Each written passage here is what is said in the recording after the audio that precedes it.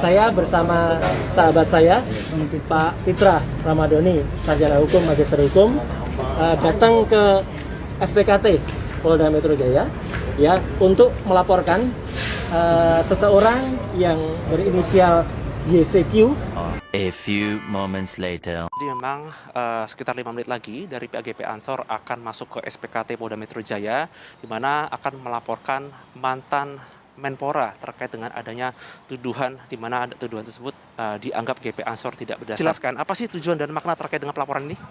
Ya, baik.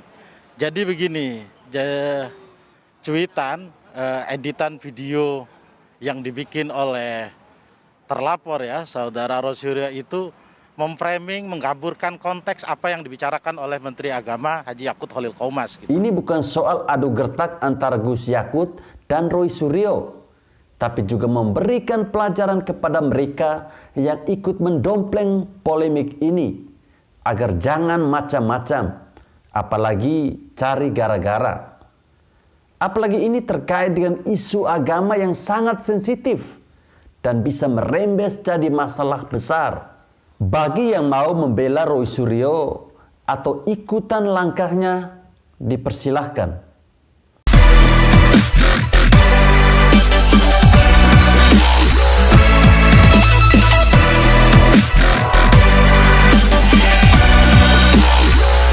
Setelah menghilang cukup lama, Roy Suryo tiba-tiba muncul ke publik.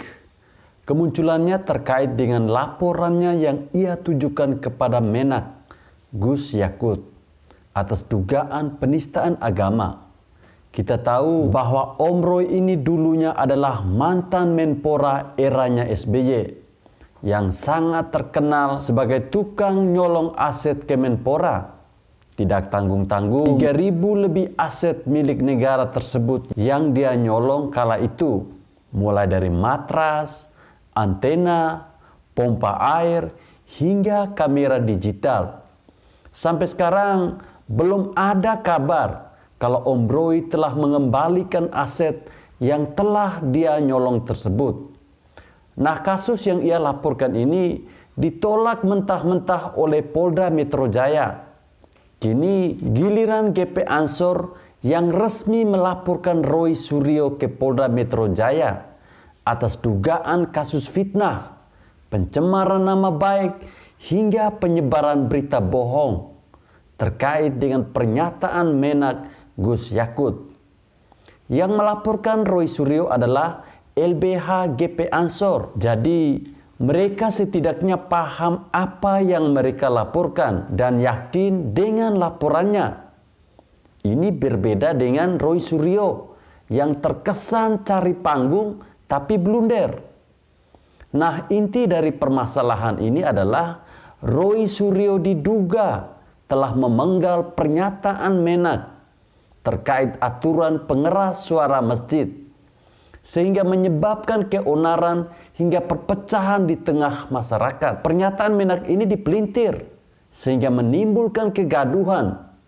Padahal kalau diteliti secara utuh, ucapan Gus Yakut sama sekali tidak ada unsur membandingkan, apalagi menyamakan.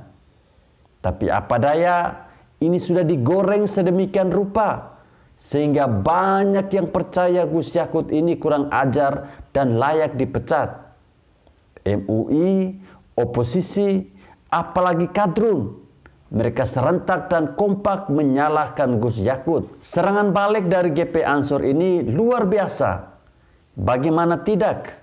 Hanya dalam waktu singkat, Roy Suryo yang seolah mau jadi yang pertama melaporkan Gus Yakut ternyata harus deg-degan jadi yang pertama dilaporkan balik. Lempar bumerang dan sekarang kena serangan balik.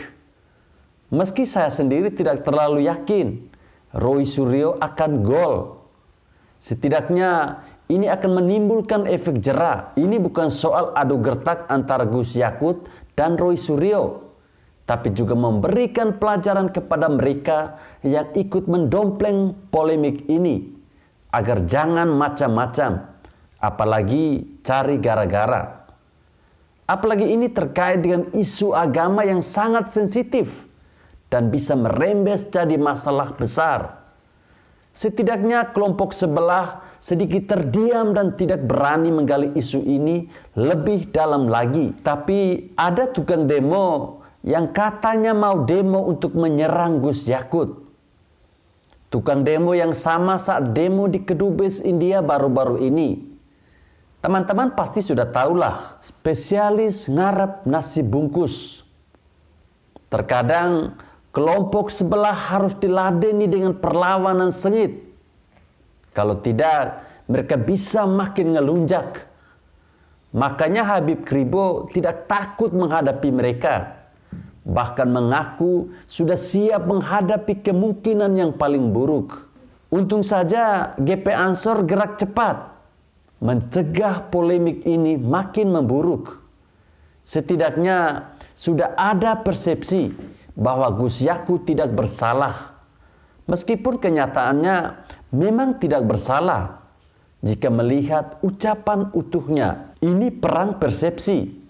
Kelompok sebelah membuat persepsi dan framing. Tinggal bagaimana mereka dilawan. Coba lihat, setelah Roy Suryo mau dilaporkan, isu ini makin redah bukan? Mungkin mereka sadar. Ada sih sedikit riak-riaknya, tapi jauh lebih redah ketimbang di awal. Bagi yang mau membela Roy Suryo atau ikutan langkahnya, dipersilahkan.